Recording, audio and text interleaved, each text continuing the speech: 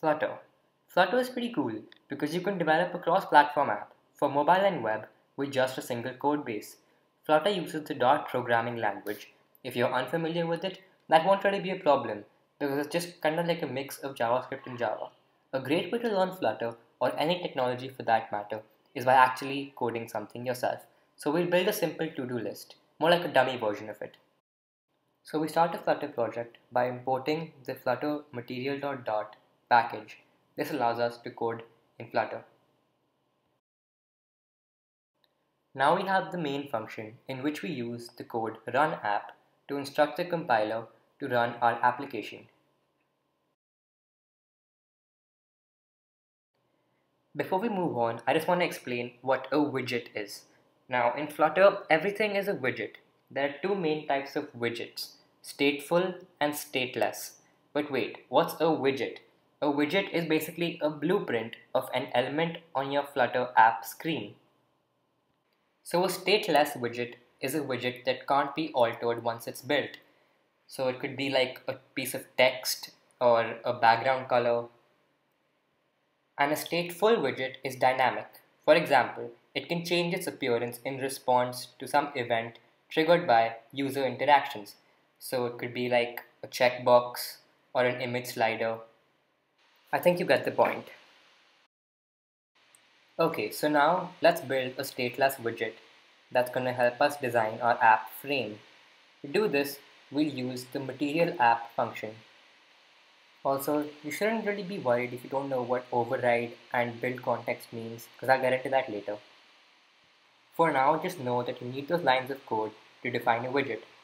Now, as you can see, I've given the app the title to-do list. And for our home screen, we're going to use a stateful widget, which I'm going to define as to-do list. Let's give our app a theme.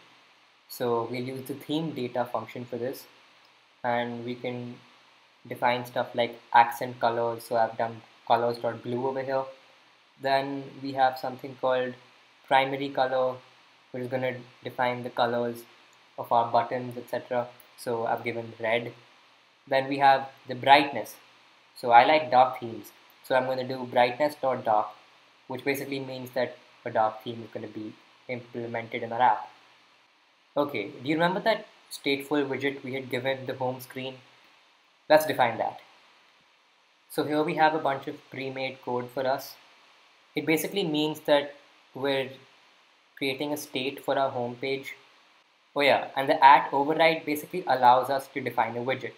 So I'm using the scaffold function over here, which basically allows us to stack widgets over one another. So for our to-do list, we're going to stack the app bar widget on top and the body widget. And in our body widget, we're going to store a list of our tasks. So you can see that I've defined an app bar and I've given it the title to-do list. Remember to always wrap your text using apostrophes. Cool, let's create our body widget. Now in our body widget, like I said before, we're going to use the list view to list all our tasks. So essentially our list is going to consist of children, aka tasks, and every child in the list is going to be a widget, because of course everything in Flutter is a widget, right? So let's create a task using the list tile function and give it the title take out the trash.